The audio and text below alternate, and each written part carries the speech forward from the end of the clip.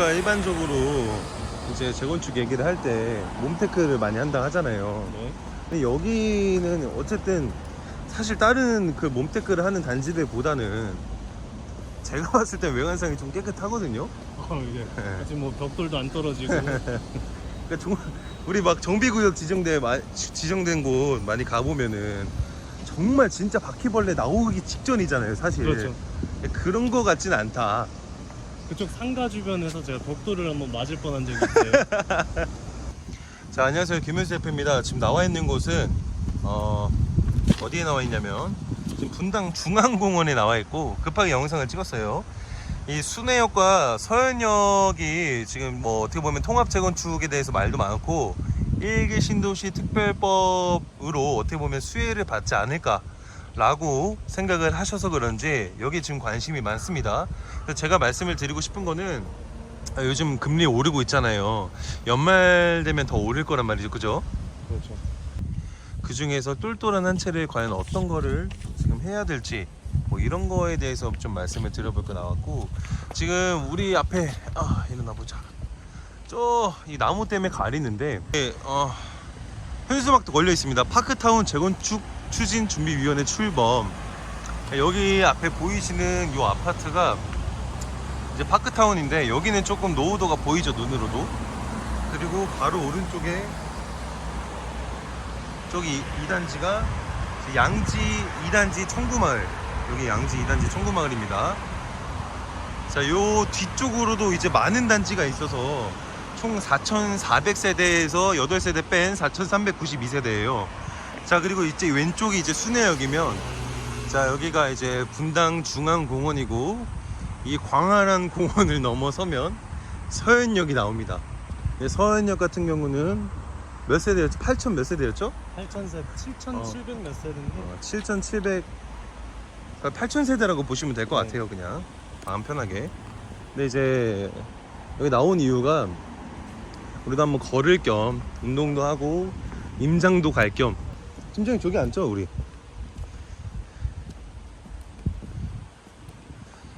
자, 우리가 여기 이제 나오게 된 계기에 대해서 좀 설명을 드리자면, 1기 신도시 근처 1기 신도시 특별법이 나오게 되면서 이 순회역이랑 500m 밖에 안 되는 거리에 일단 4,400세대가 있기 때문에 그런 메리트가 좀 있지 않을까라고 생각을 합니다. 그러니까 제가 생각을 하기로는 저희끼리 얘기하는 거예요. 그냥 그냥 1기 신도시 특별법이 1기 신도시 다 용적률 상향을 해줄 수는 없어요, 사실. 그죠? 그거는 뭐 인구가 너무 많고 아무리 공급량이 없다 하더라도 사실 그렇게 되긴 좀 어려울 것 같아서 한 역세권 정도만 풀어주지 않을까라고 생각을 하는데, 그 역세권도 한 반경 1km 하면 사실 너무 많습니다, 그게. 그죠? 그러면 이제 한 정부에서 생각을 하기로는 일단 약속은 지켜야 되니까 한 500m 정도까지 해주지 않을까 라고 이제 생각을 해요. 일률적으로 만약에 다 해버리면은 진짜 뭐 전문 용어로 아사리판이라고 하죠. 아사리판, 난장판이 될 거라서 뭐 학교부터 그러면 해결을 못하게 되는 거고, 이 도로부터 시작을 해서 이 지구 단위 계획을 했을 때 몇 세대에 몇 미터 도로를 해야 될지 그런 것들도 다 고쳐야 되기 때문에 사실상 쉽지는 않을 거다. 도시계획적으로도 뭐 역세권 정도만 풀어주고, 이제 역세권 주민들이 뭐 아무래도 차도 많이 타시겠지만 그 지하철 같은 걸 이용을 하면서 주변의 교통 문제도 좀 덜 야기되게끔 그렇게 준비를 할 것 같고, 아까 지금 이제 공원 옆으로 이제 이 공원을 가로지르면 뭐가 나오냐면 서현역이 이제 나오게 되는데, 서현역 시범단지가 나옵니다. 근데 이제 여기도 좀 오래됐어요. 우리 여의도 형님들 마냥 91년도부터 이제 입주를 한 거고, 실제로 이제 2030년도에 입주를 하는 거를 목표로 지금 잡고 있는 것 같아요. 지금 찾아보니까. 그래서 분당 시범단지 재건축 추진준비위원회 공고 이런 것들도 지금 막 여기저기 아파트에 붙인 것 같고, 이게 8,000세대 가까운 뭐 대단한 인프라입니다. 이 공원을 사실 끼고 있어서, 여기 오게 된 계기가 우리 뉴욕 맨해튼 가면 이런 센트럴파크 옆에 엄청 그 용적률이 높은 아파트들이 있잖아요. 근데 엄청 비싸잖아요, 사실. 여기도 좀 그렇게 변할 수도 있지 않을까라는 그런 살짝의 기대감 때문에 왔는데, 여기 재건축되면 뭐 난리 나겠죠. 저기 서현역 넘어서는 사실 8,000세대라서 이게 뭐 재건축까지 되면 10,000세대가 그냥 기본으로 넘는 거예요, 사실. 근데 여기가 문제점이 뭐냐면 91년도에 입주를 해서 다 30년이 넘었는데 그 뭐라 했죠, 팀장님? 시범 한양 아파트? 몇 평부터 있다고요? 몇 평부터 몇 평까지? 시범 한양 아파트가 12평부터 시작해서 77평까지 한 12개 정도의 평형 종류가 있어요.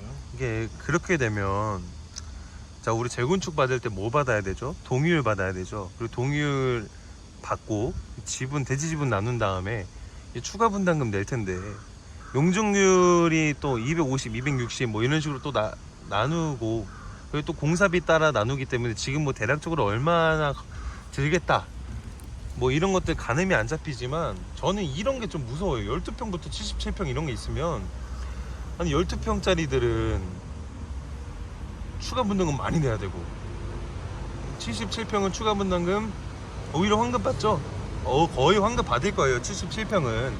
자, 그렇게 되면은 누구는 동의하고 누구는 동의 안 하기 때문에 이게 담합이 엄청나게 어렵습니다. 이게 그러니까 이게 좀 단합이, 소유자들끼리 단합이 잘 된다면 사실 통합 재건축이 충분히 가능해 보여요. 왜냐면 역세권 앞이기도 하고, 아까 말씀드린 것처럼 일기 신도시 특별법은 언젠가 해주긴 해야 되는데 다 해주진 못하니까, 분당 다, 뭐 일산 다, 평촌 다 이렇게 다는 못하니까 역세권만 풀어줄 거란 말이죠. 분명히 역세권을 풀더라도 이렇게 대단지들은 풀어주려고 많은 소통을 할 거예요, 정부에서. 근데 이게 실제로 지금 12평부터 77평까지 있으면, 시범 현대는 지금 자료 찾아보니까 21평부터 78평까지 엄청 많아요. 지금 20평대 하나, 30평대 3개, 40평대 2개 엄청 많습니다. 이게 이렇게 되면 단합이 사실 쉽지가 않아서. 근데 그나마 좀 낫네요. 이게 20평대 후반, 20평대 하나밖에 없고 다 30평대라서 그나마 좀 낫고, 우리가 아까 제가 처음에 말씀드린 요 순회역 있죠. 요 순회역 같은 경우는 거의 다 30평대라서 그나마 단합이 조금 잘 될 것 같아요. 단지 수가 우리가 서현역에 비해서는 반밖에 안 되지만 그래도 충분히 메리트가 있지 않을까라고 생각을 합니다. 이게 30평대 비중이 66%라고 하네요. 그래서 충분히 좀 메리트를 많이 느끼는 그런 어떻게, 국민평수가 한 15억에서 16억, 뭐 40평대는 뭐 21억 막 이래요. 그러니까 뭐 사실 현금이 없으신 분들은 접근하기가 어려운 가격이지만, 이렇게 일기 신도시 특별법으로 인해서 그래도 지금 매수 문의가 많다. 아까 그 팀장님이 그 부동산에 문의를 해보니까 이제 호가로 내놓은 상태예요. 근데 이제 매수냐가 나타나니까 그때 매물을 다시 걷어들인다고 하더라고요. 그죠? 네. 그러니까 그게 뭐냐면, 내 아파트가 요 정도 가격에는 팔릴 수 있겠구나. 이게 간보기죠, 간보기. 간보기를 지금 하고 있는 상태가 뭐냐면, 그만큼 이제 매수자들도 좀 있는 상태이기도 하고, 매도자분들도 딱히 이제 통합 재건축 한다고 얘기가 나오니까 딱히 파실 마음은 없는 것 같아요. 근데 지금 젊은 분들이 좀 문의가 많다. 뭐라 했죠 아까? 젊은 분들이 문의가 많다 했나요?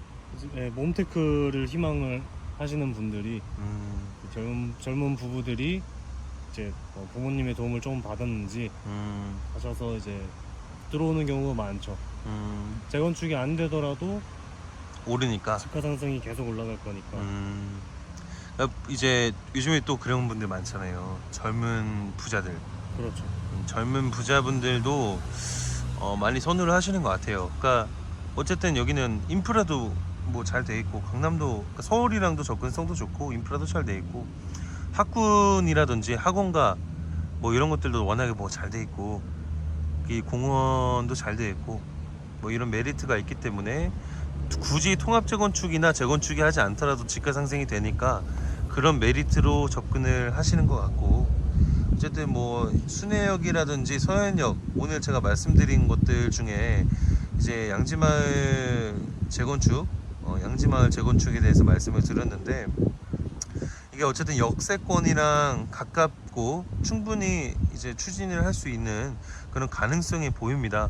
근데 특별법이 언제 어떻게 지금 이제 나올지가 관건이겠죠. 사실 돈이 있으신 분들께서도 뭐 부동산에 많은 문의를 하셔서 한번 물건 체크해 보시는 것도 나쁘지 않을 것 같습니다. 여기는 만약에 이제 현금이 없으시다 면 이제 저희가 이렇게 임장 돌아다니면서 한번 부천, 중동 이런 데도 가볼까 해요. 그래서 충분히 좀 재미를 볼 수 있는 곳들도 좀 추천을 드리고, 그리고 마지막으로 이제 서울 같은 경우도 재건축을 뭐 추진하는 곳들이 굉장히 많겠지만, 그 재건축 추진을 하고 20년이 넘어서도 안 된 곳들도 수두룩하고, 그 중에서도 이제 안 된 곳들을 따져보면 이제 절반 이상이 어떻게 보면은 입주민들끼리 싸우고 단합이 안 되고, 자 이런 것들 때문에 조금 이제 재건축이 쉽지가 않은 건데, 이게 어떻게 보면 이제 일기 신도시 특별법이니 아니면 뭐니 해서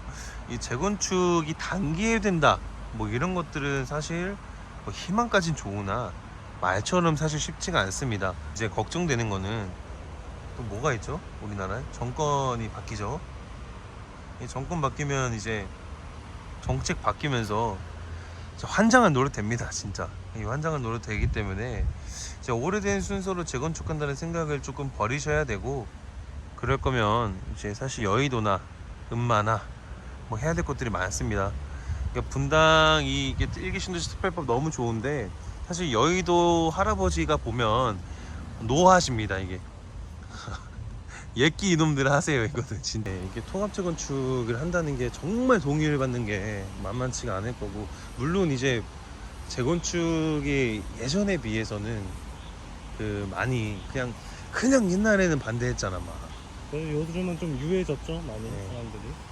그러니까 그런 거를 좀 따졌을 때는 예전에는 재건축이 좋은 건데 그냥 뭐 우리 삶의 터전 뺏어간다고 시위하고 그런 것도 되게 많았는데, 요즘에는 재건축 추진한 다음에 어쨌든 좋아지는 걸 아니까 조금 동의를 받기에도 수월할 것 같지만, 여기는 그나마 조금 30평대는 안돼. 서현역은 야 30평대가 아니고 10평대는 좀 힘들지 않을까라고 생각도 들고, 이래저래 좀 쉬운 길은 아니겠구나라고 생각도 들고, 우리가 지금 예측을 하는 게 사실 일기 신도시 특별법이 뭐 역세권에 한 500m 정도는 해줄 것 같다라고 이제 가능성을 열어두는 건데, 그 500m가 아니고 한 250m 이런 식으로 잘라서 진행할 수도 있는 부분도 있을 거니까, 이게 현금이 어느 정도 있으시고 내가 좀 안전한 재테크를 원하시는 분들 입장에서야 뭐 너무 좋은데, 왜냐면 인프라도 잘 돼 있고